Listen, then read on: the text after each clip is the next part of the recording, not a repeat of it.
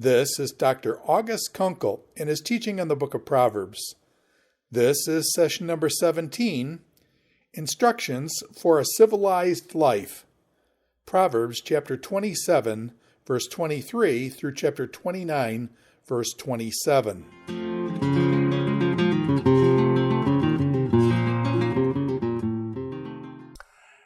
Welcome to a little talk on Proverbs that deals with the conclusion of the collection which is said to belong to the men of Hezekiah's court. This is fairly much the substance of chapters 28 and 29.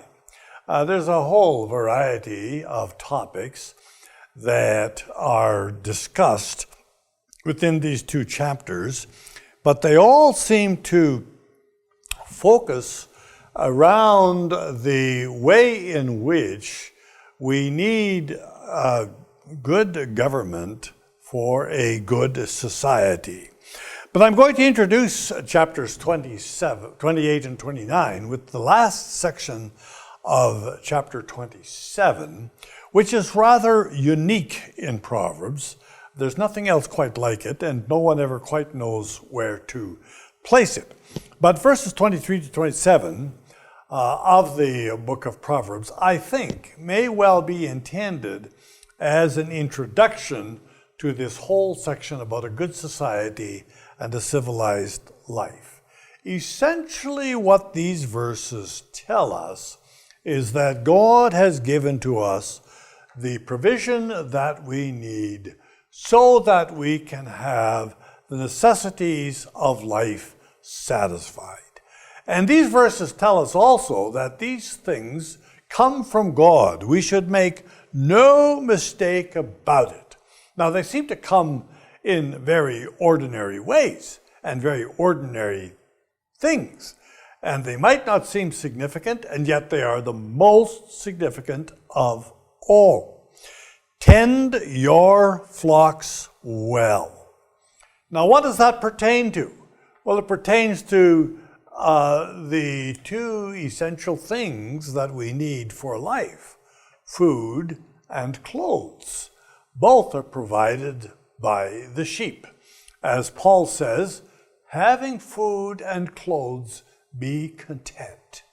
Now, if we really knew what that meant, and if we really knew how to follow that, we really could have a healthy and well-off society. But we don't know what that means. And we spend our whole life finding out something more of what it must mean for us in our particular circumstance, in our place, and in our time. So these little proverbs remind us that these provisions of food, whichever we make and lay up for ourselves in our storehouses, are just always temporary. We've constantly got to look for that steady provision that comes from God. We can't store up in advance enough that's going to be our supply. So it's a reminder that we really trust God day by day, moment by moment, for our health, for those things that we need. But that God does provide for our future. Because God does keep sending the green grass, and He does keep providing for the life of the sheep and the goats, and that if we care for these provisions well, our fields and our flocks, our households will all do well. And so it's really almost that simple. And yet, because of course we can't be satisfied with simply food and clothes, and because we don't do a very good job of using those provisions that God has for us, we have many challenges in our society. Now, there's a theme that runs through these two chapters, which I have called the good rule or the ruin of society. And all of these proverbs that I've listed here are set in this kind of antithesis. There is splendor for the rule of righteousness, but the rule of the wicked will obscure the good people that are in it. So it looks like everybody is bad. That's 28 verse 12. And then the same thought repeats again in 28:28. There is a bounty for the rule of the righteous. It enables good people, but wicked people destroy good people. Then just a few verses after that, chapter 29 verse 2, we have the happiness of the rule of the righteous. Righteous rule enables good people, but wicked rule destroys good people. And then finally, towards the end of these two chapters, in verse 16, the order of the rule of the righteous is very necessary, because when there's bad rule, what we get is crime, and when we get crime, invariably we have the destruction of society. Now, it's clear that these aren't in any sense spacings within these two chapters, because they aren't in any sense equally spaced, but they are a recurring motif. And as a recurring motif, they seem to tell us something about the way in which we are supposed to look at the fundamental message of these chapters.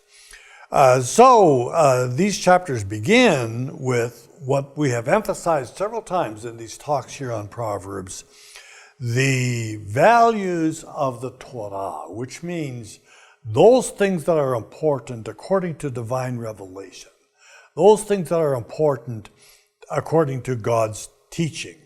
And so I've just picked out the verses in these first 11 chapters here that emphasize some of those values.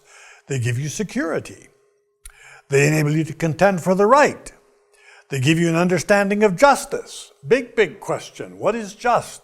But you have to have the right values to be able to determine what is just in any particular situation. That integrity has value over wealth. That there needs to be honor for parents. And the trust that God will right wrongs, because they don't always turn out the way that they should. And then the converse of the good rule.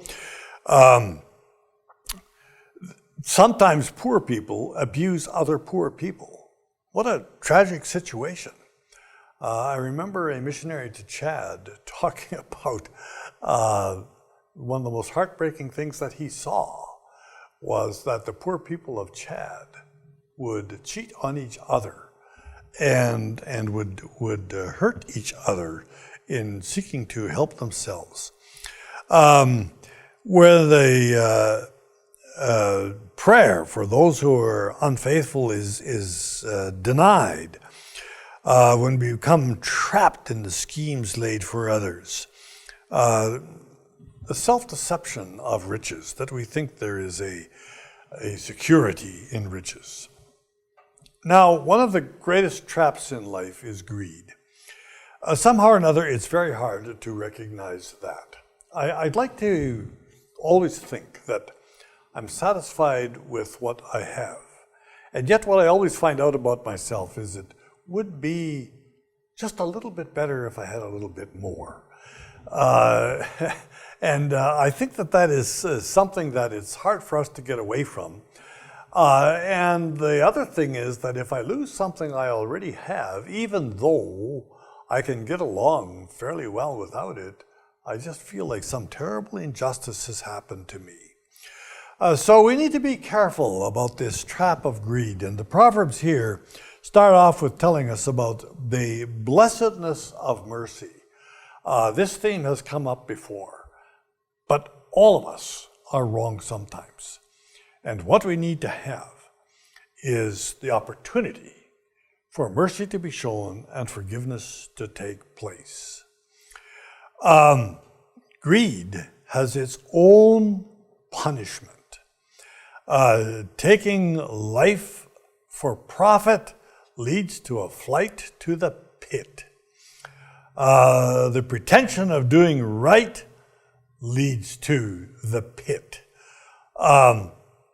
The favoritism For a crust of bread will bring ruin. Very, very poignant ways in which these proverbs make their point. But maybe worst of all, plundering parents is the worst kind of vandal. And then, of course, the section concludes here with the contrast of destinies. The greedy rulers create hardship. Honest work earns a living, but of course, the wrong kinds of pursuits lead to poverty. Reliable people are blessed, but pursuing wealth for the sake of wealth actually ends up making us poor. Various ironies that there are in the way that we live our lives. So we move on to chapter 29, which I have called Wisdom for Correction and Justice. And then here, a few points that just help us to try to keep things into perspective. Rejecting correction will bring harm. It may seem hard sometimes to exercise the correction that we should have, and yet failing to do it is very hurtful. Justice supports a community, whereas deceit, taramit, destroys it. Just people know the rights of the poor. The wicked don't understand this. Wisdom provides for peace. And here again are motifs that we have picked up before. But the wise will settle with the foolish, and the fools remain angry and scornful. Murderers are hateful people. The wise will seek to save. Back to the motif of the ruler. The ruler who doesn't perceive deceit and lies is going to end up working with liars. It's not easy to be a ruler. I've actually been a president, and you always have to be careful with what people tell you, because there are various reasons why people tell you things. And sometimes they tell you things in such a way as that it's not meant to give a clear picture, it's meant to give you their picture. And rulers who don't perceive these things end up believing those who tell you things that aren't true. Just because someone has been oppressed does not mean that they're less than their oppressor. It is rather interesting. There's always this tendency that when someone has means or is influential or has power, that we defer to that person. But that can be the worst kind of mistake of all. It's the king that seeks justice that has a secure kingdom. And then finally, a few comments here on correction. That there always needs to be correction, and sometimes correction has to be quite harsh and perhaps even be coercive. The scriptures aren't fearful of using the term rod. Now, sometimes, of course, actual physical coercion becomes necessary. And it has to be appropriate to whatever age and to whatever offense, but sometimes it simply has to be coercion.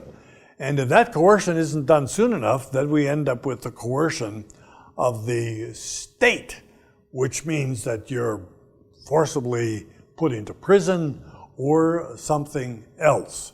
A short time ago, I was asked to write a commentary on Deuteronomy for the English Standard Version translation. But one of the most thought-provoking passages that I found was what parents do with a child that is absolutely recalcitrant, that they simply can't control. Well, the fact is that parents aren't supposed to be left alone, and Deuteronomy, interestingly enough, makes provision for that. Where a child goes beyond the bounds of what parents themselves are able to do with, it becomes a community intervention, and the parents themselves need to take the child to the community in order that the proper coercive boundaries can be set, even if they have to be set by coercion. These are some instructions here about that. That what we call prophecy and what we call Torah are all part of this instruction, exactly as Psalm chapters 1, verses 1 and 2 say. That lack of discipline is simply going to bring trouble. But on the converse, humility and trust will bring life. If we fail to control our temper, there will be offense. Pride is going to bring a fall. Receiving stolen goods will bring you guilt before God if it doesn't bring you guilt before everyone else. And there again, the Torah has words to say about that. That the fear of the powerful can be a snare. What we need to do is to learn to trust the Lord. Of course, the righteous and the wicked feel very differently about things. Choice is not merely behavior, but it's rather an attitude. It's how you observe things. It's what you think is valuable. It's what you think is important. And the wicked are never going to like those who who are righteous, who by their own lives show up the conduct that is very, very bad. So these are just various observations that we need to review again and again, because we all live in conflicted societies. We all live in societies with an imperfect rule. And we need to think very carefully about how we ourselves act as wise in living righteously, in order that it may make evident who it is that is the wicked, that aren't righteous, and in order that we may enable those around us to have the kind of peace and life that they wish to have.